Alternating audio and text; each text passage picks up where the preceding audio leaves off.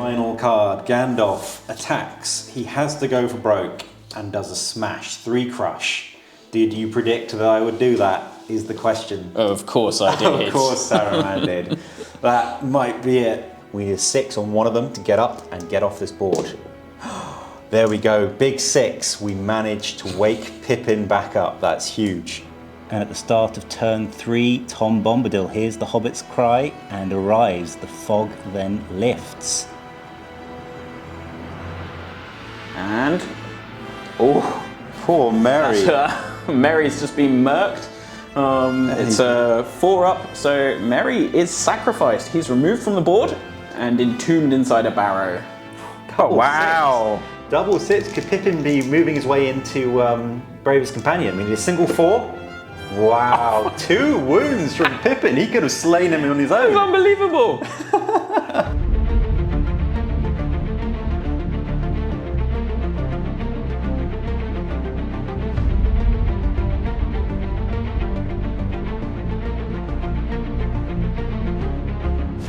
Hello everyone and welcome to Striding Edge Games. I'm Julian. I'm Boris.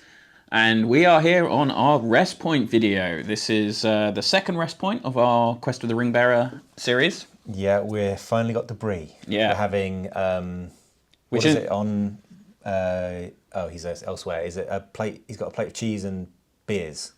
Butterbur, yeah. Butterbur, cheese and beer. Right. Cheese and beer, that sounds quite nice.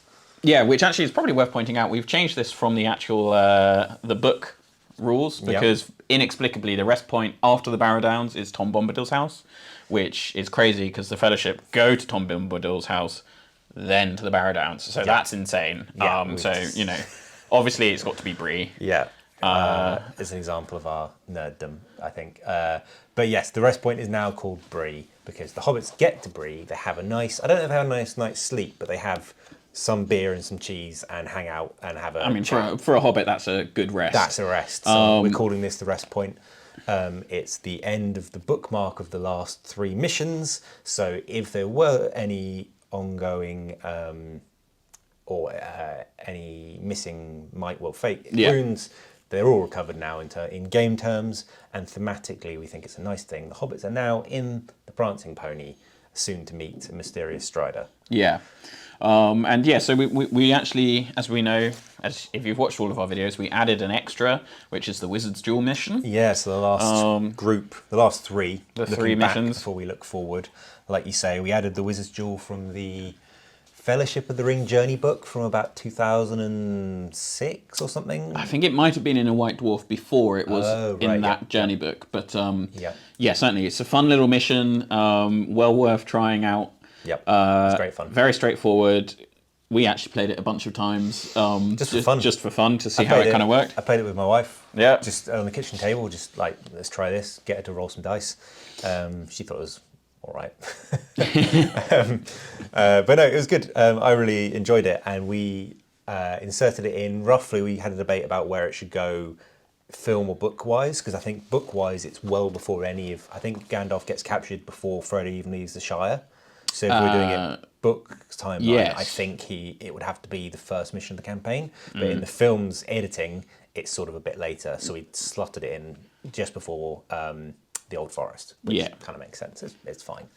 It was good fun. We had a victory for Saruman. Yes, I mean... Played by you. Saruman always wins. Yeah, I mean, thematically, it was good. There weren't any Bravest Companions of all but took in terms of the campaign, and basically it's going to impact things later on down the campaign, but it won't directly impact the Journey of the Hobbits for now. So, you know, good fun. But yeah, then we moved on to the Old Forest. We've got our notebook here. Probably I'd say, definitely the least favourite mission of the Ringbearer so far. We'll see if there's a worse one coming up. But it's I mean, it's a fun concept, the trees fighting the hobbits. But in practice, it's, again, in some test games we played, the hobbits basically didn't get anywhere. And in other test games, well, in the game that we played, I mean, it was almost looked like nothing was going to happen.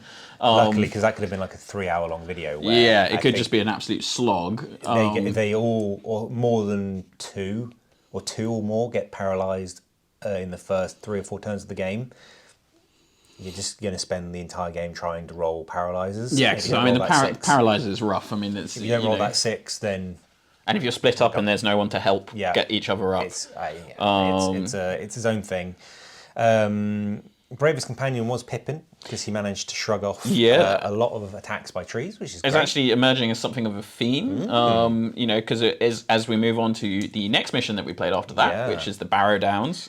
I think probably the most thematic out of the 3 for this section of the campaign, the Fog and the Barrow-Downs. I think the board-wise, but also just the theme of the Barrow Whites, Tom Bombadil, is obviously quite a key part in the book, obviously not in the film, but I think it was probably my favourite out of the 3. I think it's also probably one of my favourite paragraphs in the book is the description of the gold in the cold Barrow-Downs. Oh, right, which is very, very excellent. But that was a fun mission. And also, I think, you know, the first few missions that we played in the Ringbearer, they kind of feel like, you know, the designer is rooting for the Hobbits. They're training missions. They're sort of training missions. You know, it's quite difficult to get them wrong. You know, even the ring wraiths, which seem quite scary, actually, you know, they don't have super killing power. And it could go. But they're hobbled by no might and the sentry rules. Yeah, which I think is intentional because you only have 4 hobbits, 3 or 4 hobbits. Versus 3 or 4 ring wraiths would be disastrous. So definitely the first section up to the first rest point, definitely sort of training wheels. Then even the old forest is it's a slog, but it still doesn't feel like you're in super peril. Fog and the Barrow-Downs definitely felt like the first one where it was like, oh, this is an even sort of slugging match. Yeah. And we actually have quite a bit of peril.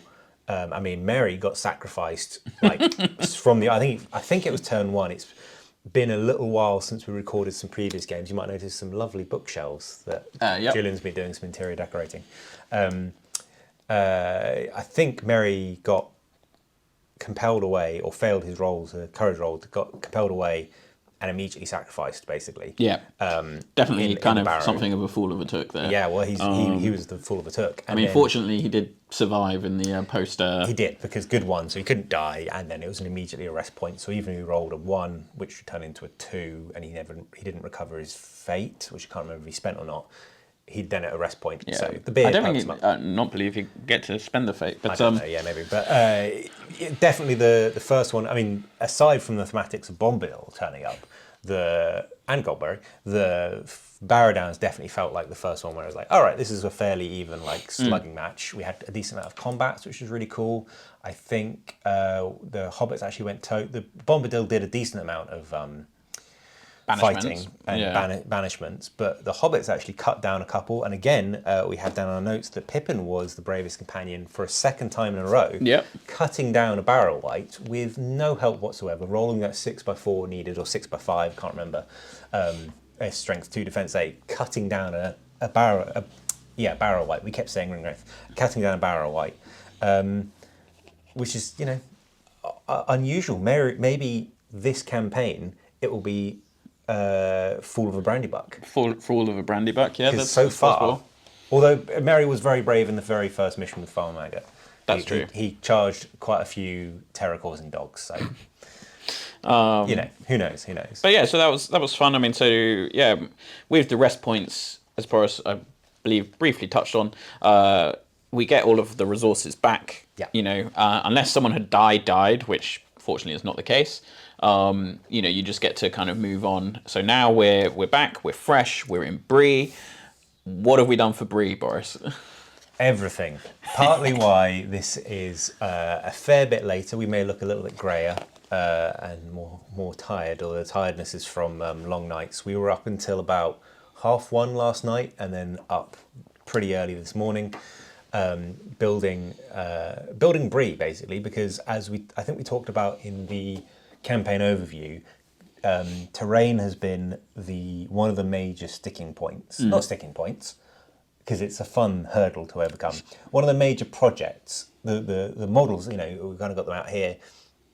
You're maybe painting 10, 12 models for these early missions. Yeah. Some of them are Hobbits, which are pretty quick to paint. or like Gandalf and Saruman, or ring wraiths, which are primarily one color. Yeah, ring wraiths are pretty quick to dry brush. It's great. Terrain, however, you need a board full of trees, which we just didn't have, and bushes, hedges, roads, and then so we had a lot of that for the early missions.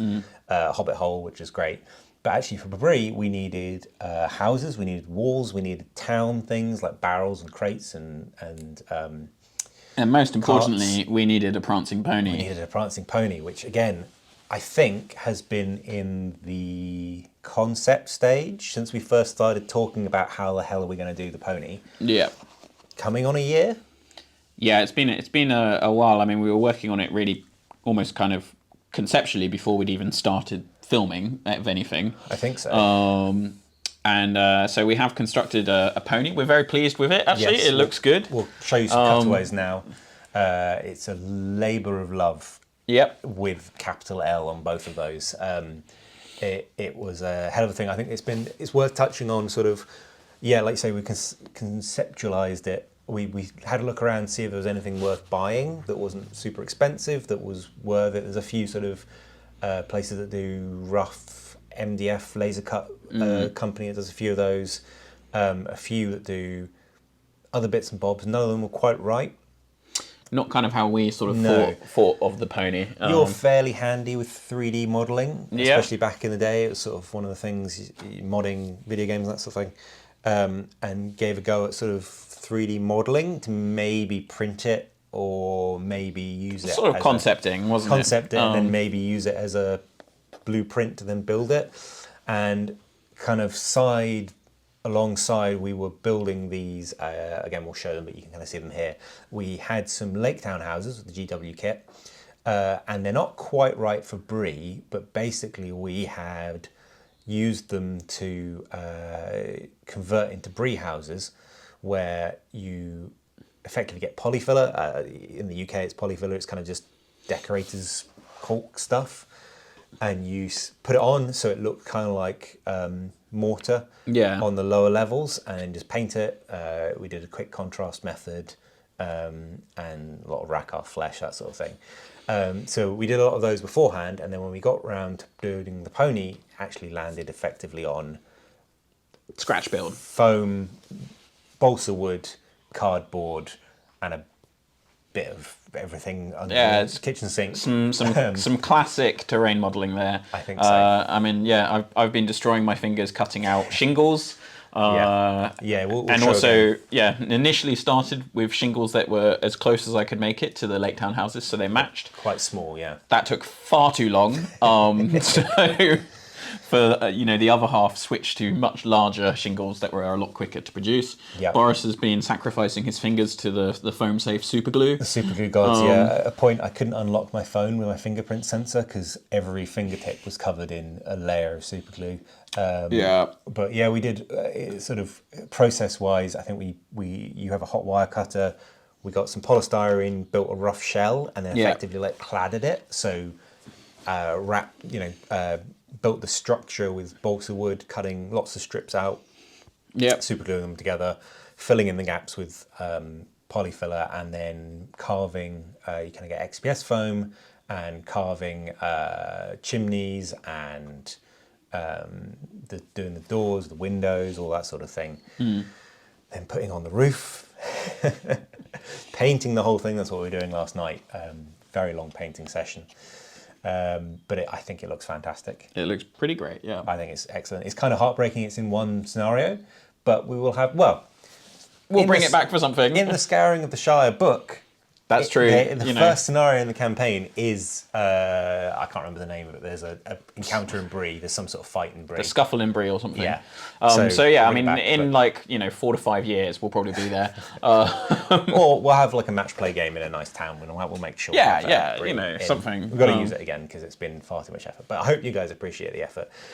It's been a lot of fun, but I think if we were to do it again, I might go down a lot more of the automating and the 3D printing route, maybe just buy a ton of Lake Town houses. Just kit bash the hell out of it. I think we're probably looking at in terms of also adding in like concept time and time we just sat talking about how we're going to do it, and then trying to build other things all the time you spent modeling. We've probably spent collectively like 80 hours on this thing.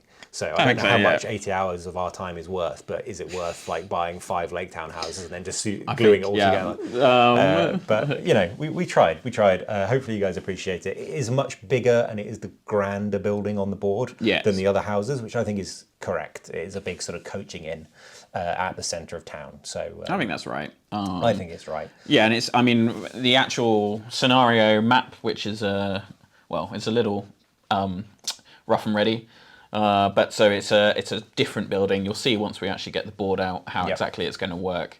But yeah, we're real pleased with it, and we're excited for the next section of the Ringbearer. Yeah, so we're on to Nazgul and Bree as the next mission, and then barreling towards Rivendell. I think in terms, just looking back quickly, could you pick a favourite scenario of your last 3 missions? I think it's got to be the Barrow-Downs. Barrow-Downs, I think I've got the same. With an honourable mention for the Wizard's Duel, just because it's so accessible. It's fun, yeah. But if I was recommending, I think we did in the last video, if we were recommending people to pick a mission out of the book to play, if you had an evening with friends and you wanted to get some dice out and beer and dice for an evening, I would say the Barrow-Downs, or if you have even less space, the Wizard's Duel is great. You need 2 miniatures and a bit of paper, really. Yeah, I think I would agree, Barrow-Downs. But yes, we're on to Nazgul and Bree. We are, as I'm sure you've all watched our campaign overview video at the start of the campaign, but if you hadn't somehow, we switched sides every rest point. We decided that was the fairest. We decided we didn't really want to just pick good and evil and stick the entire campaign through, because it's fun to play Ring Race, but it's also fun to play the Hobbits. We didn't want to switch every mission, because sometimes you get a bit of a, you know, if you're intentionally hobbling, if you play too well, you're hobbling yourself for the next mission, which didn't feel too great. So we're switching every rest point, because the rest point is a reset. And we're now at the rest point. So I had played good through the last few missions, and I will be returning to playing the evil Ring Wraiths. Yeah. And you will be Ring Wraiths on horses. Ring Wraiths on horses, and you will be having your first big hitter. Yeah. Strider is coming out to play. How are you feeling about having someone who actually has things like heroic strike, a strength of 4? Well, he doesn't even need the heroic strike. No, but you have it. If you wanted it's going to be exciting. A strength of 4, free might every turn. Free might every turn. Yeah, I mean, that's going to be great, I think. Strider. And I mean, to be fair, I mean, but Frodo and Sam have quite a lot of resources between them. I mean, it's more the free might every turn. It's the free might every turn. Every heroic, I think. And fight 6. And fight 6. It's just great. So we're finally getting the big boy boots on. As you were saying, the first 3 felt very training wheels. The second 3 felt a little less so, but still a bit more. Maybe not the Barrow-Downs. And now I think we are entering real peril territory. Serious business. Absolutely. Yeah. Right. We will get on to Nazgul and Bree. There will be the next video after this one. Should probably be quite quick coming along. There'll probably be some hobby videos coming out soon. Hopefully one about how we converted the Bree Lake Town houses into Bree houses. And they should be coming out sort of intermittently. So if you'd like to follow along a bit more closely how we have done a lot of this hobby, please watch out for those. If there's anything you see and you would like to know how we did, we try and cover things, but I think we could probably talk for 4 times as long as we quite a while, about how we did every specific thing, and then maybe it's not that interesting. But if you see something you would really like to know how we did hobby-wise, please let us know, and we'll be more than happy to do a little how-to video or just reply, whatever you fancy. But if enough people are interested, absolutely happy to help out. Yeah. And we will see you in Bree.